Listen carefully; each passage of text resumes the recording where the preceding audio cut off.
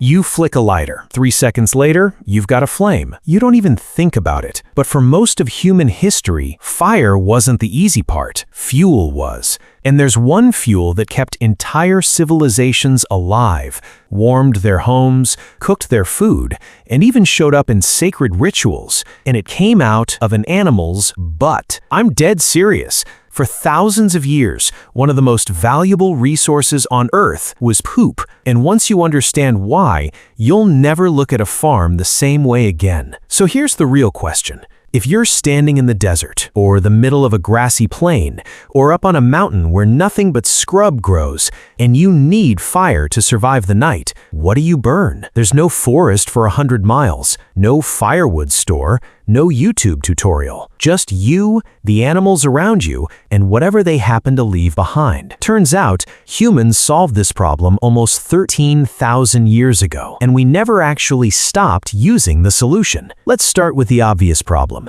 Fire needs fuel, and fuel needs trees.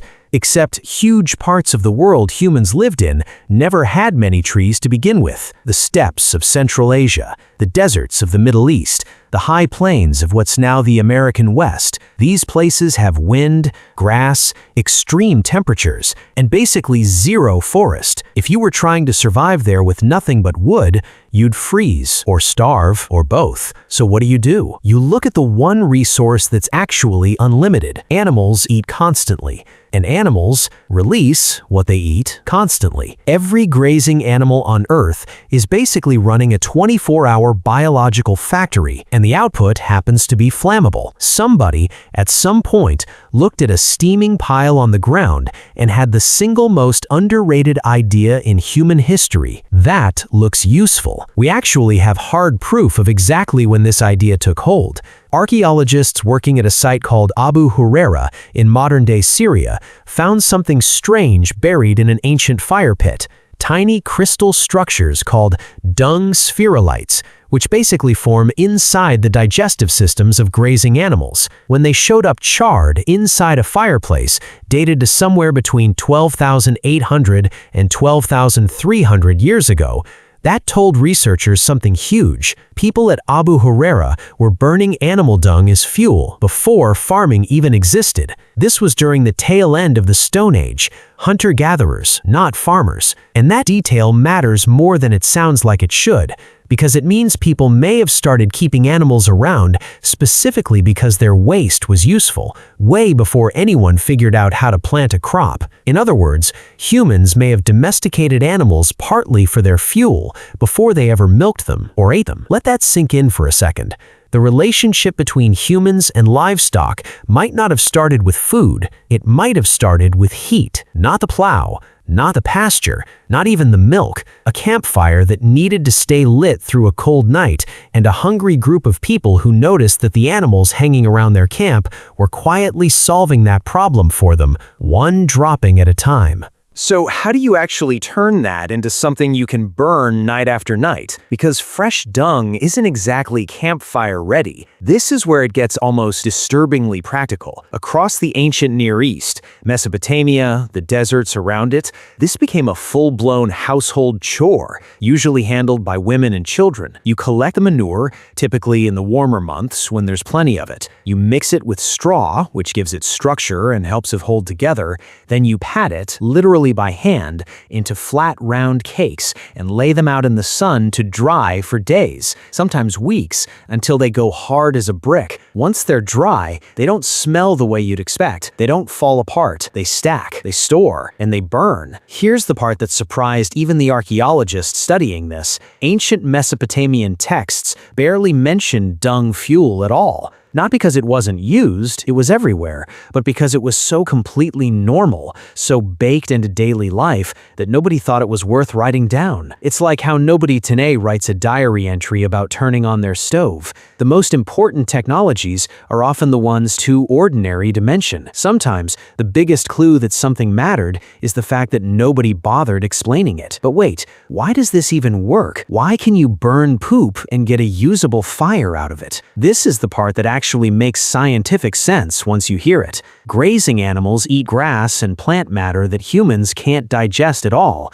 Their digestive systems break that plant fiber down, ferment it, concentrate it. By the time it comes out the other end, it's basically pre-processed biomass, dense, fibrous, and dry enough to burn hot once the water's gone. And here's the number that should stop you for a second. Properly dried dung has a heat value that lands surprisingly close to wood, not a weak, smoky substitute, a legitimate comparable fuel. The cow, in a very real sense, already did most of the work for you. You're not innovating a new fuel source, you're just collecting one that an animal already built. Basically, every cow on the planet has been running a tiny fuel refinery this whole time, and nobody's ever thanked it. And here's a detail that makes this whole system even more impressive. Nothing about it was wasted. The ash left behind after burning dung cakes didn't just get swept away. In a lot of these cultures, it went straight back onto the fields as fertilizer, or got mixed with mud and used to plaster the walls and floors of homes,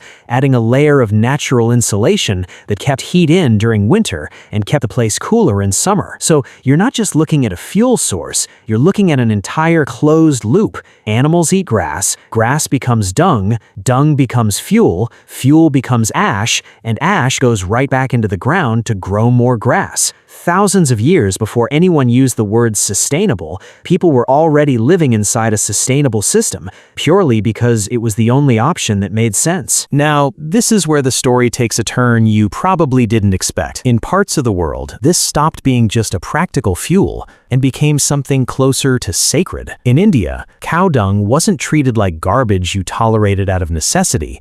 It was, and in many places still is, treated as pure. In Vedic tradition, cow dung shows up in fire rituals, temple ceremonies, even traditional medicine preparations, where dried dung cakes are specifically used as the fuel source because of what people believed it represented spiritually, not just what it could burn. Dung wasn't the fuel poor people settled for. In this context, it was the fuel you specifically wanted because it was considered a purifier, something that cleansed a space rather than dirtied it. Today, the majority of rural households across India still cook over dung cakes, not because nothing better exists, but because this practice has survived, essentially unchanged, for thousands of years. Same shape, same drying process, same purpose your ancestors would recognize instantly. A technology that never needed replacing because it never really stopped working. So we've gone from Stone Age Syria to sacred fire rituals in India.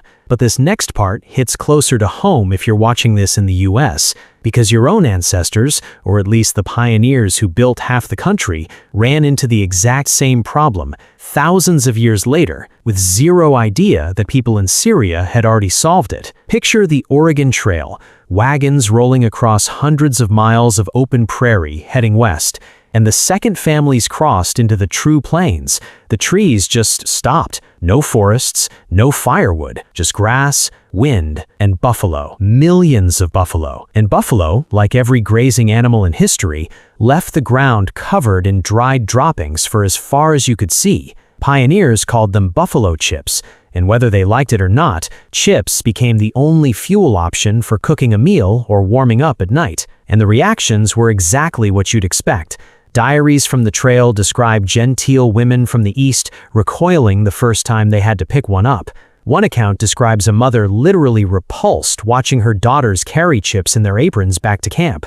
But give it a week, the disgust wore off fast because hunger and cold don't care about your feelings. Within days, according to multiple first-hand accounts, women and kids were roaming the plains with sacks, competing to find the best ones, treating it less like a chore and more like a scavenger hunt with dinner on the line. There's even a joke that made it into pioneer journals. Steak cooked over a buffalo chip fire apparently needed no pepper. The fire added its own seasoning, whether you asked for it or not. When it rained and the chips got too wet to burn, some travelers switched to sagebrush instead, and even debated which ones smelled worse while cooking supper in the middle of a storm. Here's the wild part. Without knowing a single thing about Mesopotamia, Syria, or Vedic ritual, American pioneers on the Great Plains independently rediscovered the exact same survival solution that hunter-gatherers had figured out almost 13,000 years earlier.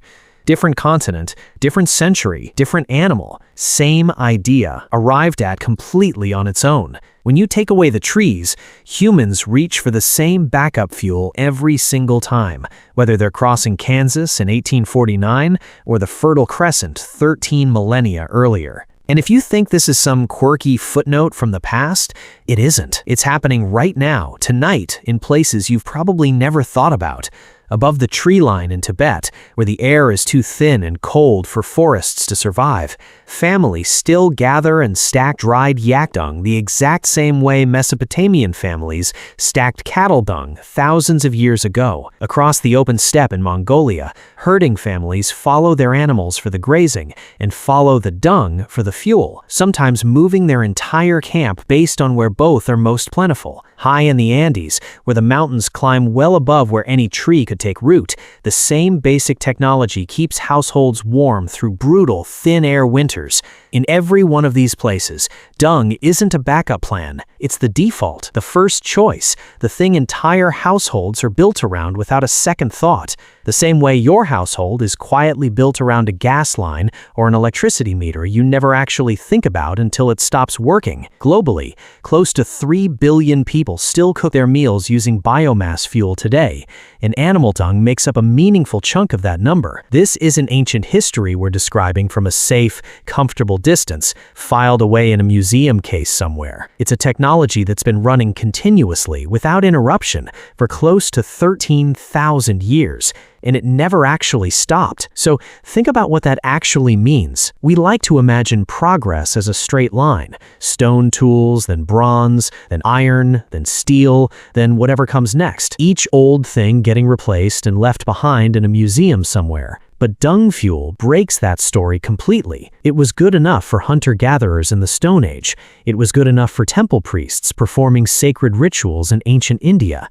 It was good enough for pioneers crossing an entire continent with nothing but a wagon, a few oxen, and a will to survive. And it's good enough, right now, tonight, for millions of households who never needed anything fancier to replace it. We spent thousands of years chasing bigger, faster, more advanced ways to make fire. Matches, lighters, gas stoves, induction cooktops that boil water before you finish setting the table. And this whole time, one of the most reliable, most quietly persistent fuel sources in human history has just been sitting on the ground, waiting for someone to notice it. It didn't need research funding, it didn't need a factory, it didn't need a single line of code or a patent filed anywhere on Earth. It just needed somebody willing to bend down and pick it up. So next time you flick that lighter without thinking twice, remember there was a version of you thousands of years ago standing on a windswept plain with no trees in sight, staring at the ground and realizing that survival was closer than it looked.